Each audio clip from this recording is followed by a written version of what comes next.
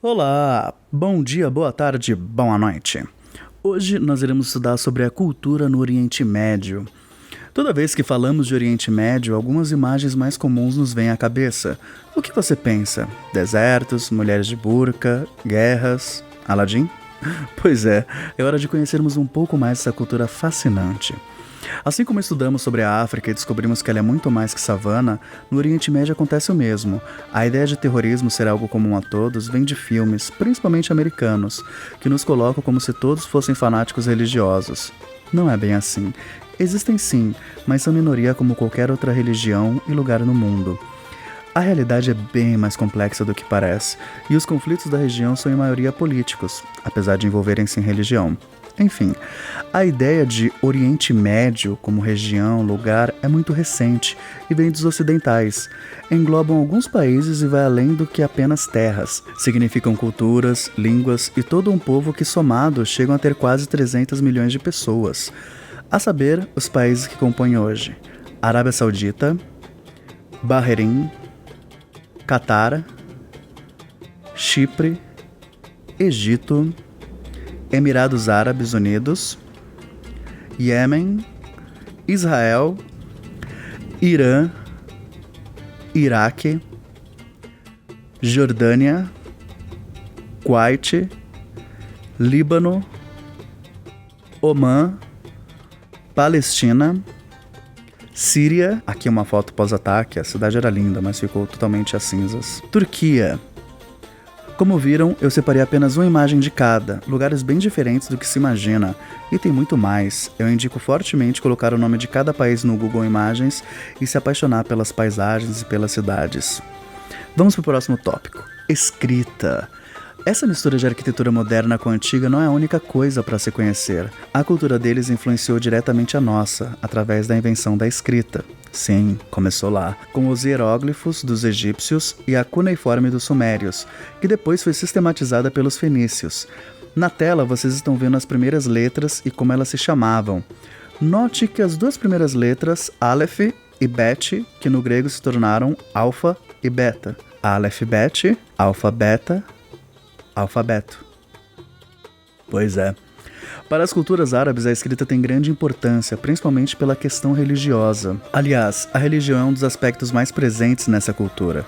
São berços das religiões abraâmicas, que têm como origem Abraão, como o judaísmo, o cristianismo e o islamismo, entre outras. Apesar de muitos acharem que no Oriente Médio todos são muçulmanos, eles são maioria sim, mas existem diversos adeptos de outras religiões, algumas até perseguidas, mas que se mantêm firmes.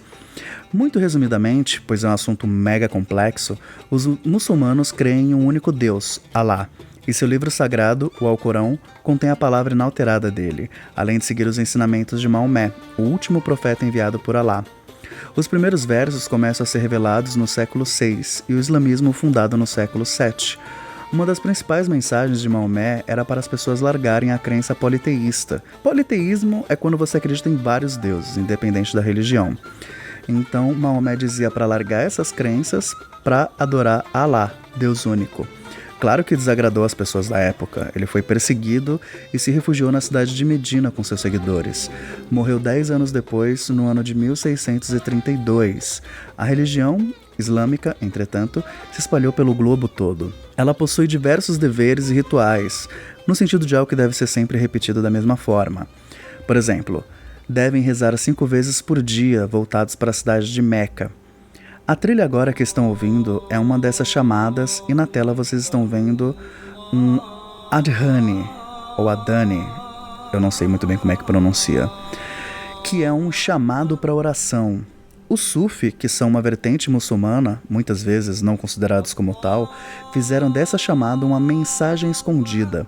Se prestar atenção, é possível ver um barco e os seus navegantes, que de acordo com as suas crenças é o retorno às suas origens, num sentido espiritual. Quem é Sufi sabe o significado, quem não, só lê o chamado.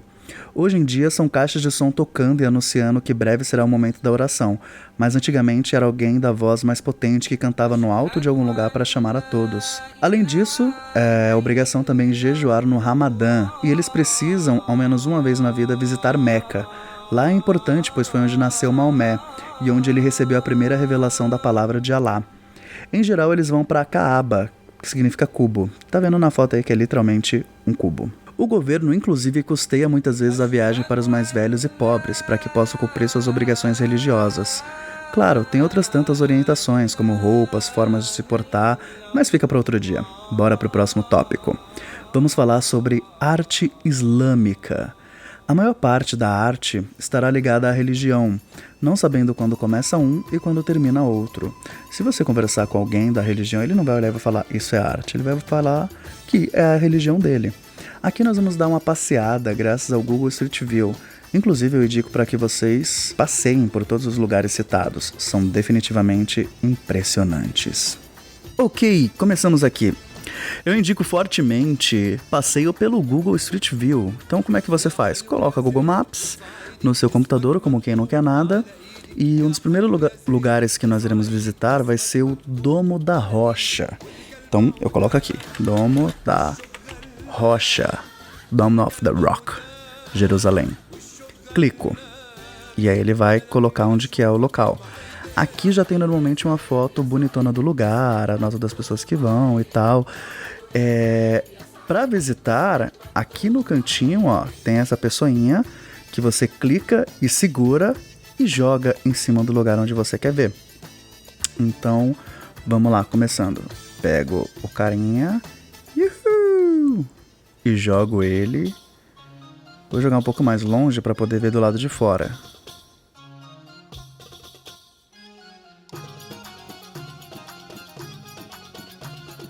Esse é o Domo da Rocha. Construído ao redor da rocha onde eram feitos os sacrifícios a Deus e onde o rei Salomão teria construído o primeiro templo, coisa de 1000 anos antes de Cristo. Ele é construído de forma octagonal, com 8 lados, e o interior é forrado de mosaicos. Aqui do lado de fora dá para passear ao redor dele, mas não dá para entrar. Para entrar, você aperta ESC e aí você vai jogar o bonequinho em cima, que aí ele vai cair dentro. Ou não. Vamos tentar de novo. Pronto. A parte interna dele.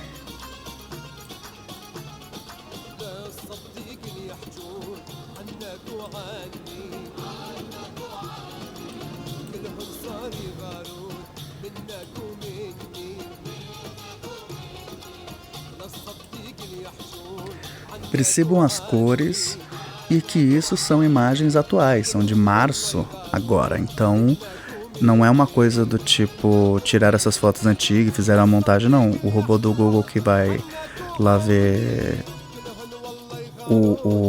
a região, ela tá atualíssima.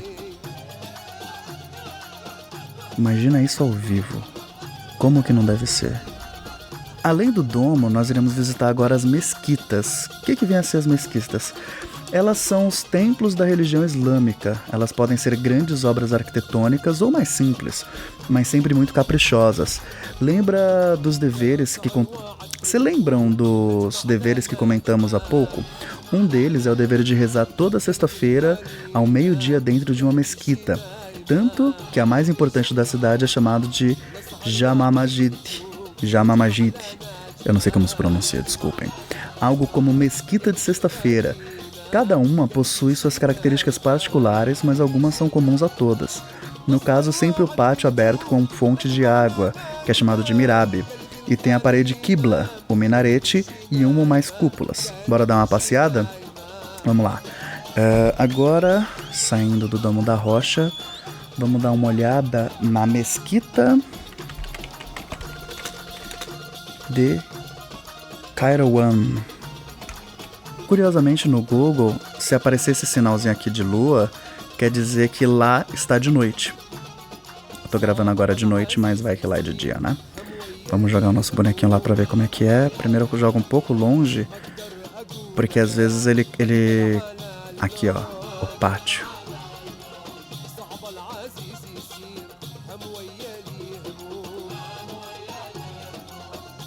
Esse sol maravilhoso. Esses pátios sempre tem o mirabe, que é uma fonte, que aqui está desligada. Normalmente fica aqui púlpito para o cara falar e aqui você entra. Essa daqui ela foi construída em 836 depois de Cristo. E ela é toda construída sobre colunas, por isso que ela é chamada de hipóstilo. Vamos passear por outra.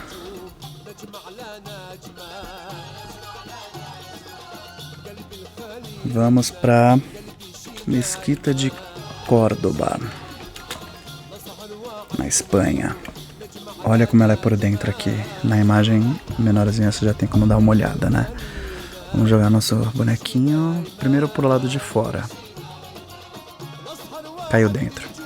Vamos tentar mais uma vez.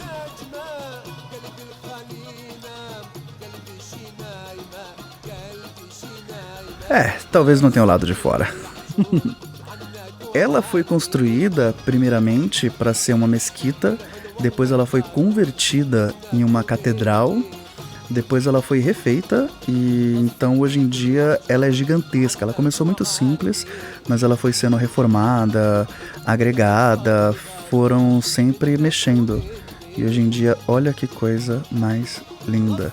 Então você vai ter desde santos, imagens católicas, quanto você vai ter ainda resquícios de quando era uma mesquita pura e simples.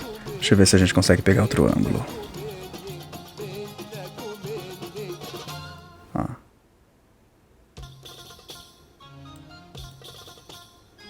Olha a altura. Eu não vou mentir que toda vez que eu vejo essas obras gigantescas eu fico pensando nos pedreiros. Dá pra perder uma boa meia hora só passeando aqui por esse palácio, por essa mesquita, perdão. Vamos pra próxima. A Mesquita de Isfahan. Grande Mesquita de Isfahan. Nossa, só que a entrada você já consegue sentir o peso.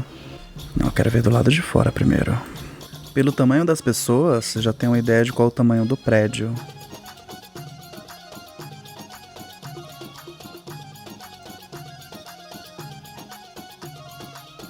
Nossa. Vamos por dentro. Tá, não foi por dentro. O Google às vezes dá dessa, né? Você quer ver uma coisa, ele mostra outra. As fontes, que aqui estão desligadas. Eita, tô em cima da fonte. Estão usando um sapato bacana, hein? Olha que coisa mais linda. A parte interna. Já tem alguém aqui rezando.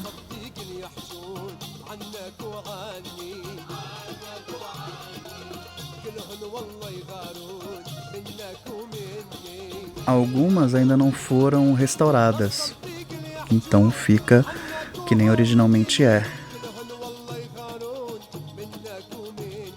E alguns ladrilhos sobrevivem até os dias de hoje. Pega a altura desse cara, deve que 1,5 m, mesmo que ele tenha 2 metros de altura. Olha a diferença até chegar no alto.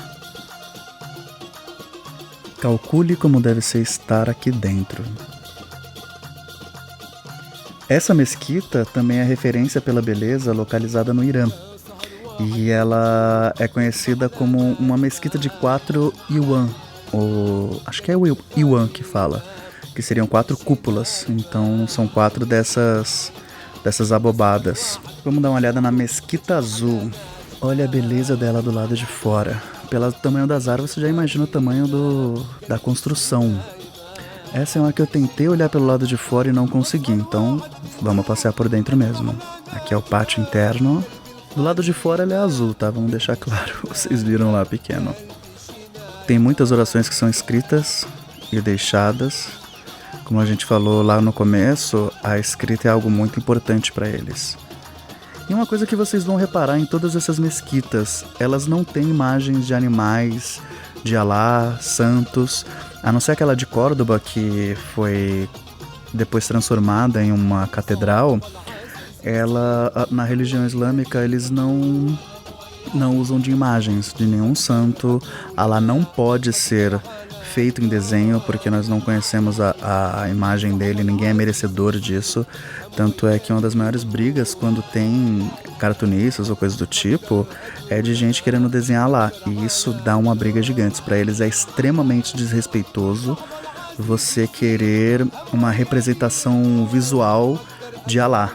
A Mesquita Azul, originalmente Mesquita do Sultão Ahmad, ou Ahmet em turco, é bastante diferente das apresentadas até agora, pois foi construída pelo Império Otomano entre os anos de 1606 e 1616, com o objetivo de superar a grandiosidade de outra construção, a Basílica de Santa Sofia, uma igreja cristã do Império Bizantino, construída em 537.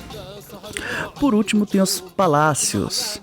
Esse eu vou deixar como uma espécie de liçãozinha de casa para vocês mesmos darem uma olhada. Peguem os endereços que tem no material e visita vocês mesmos. Alhambra, o Palácio dos 12 Leões. Dê uma boa passeada porque, olha, tem muita coisa para se ver. Enfim, por hoje é só. Eu vou deixar aqui e o resto do conteúdo vai estar na parte escrita. Vai estar no post. É isso e até mais.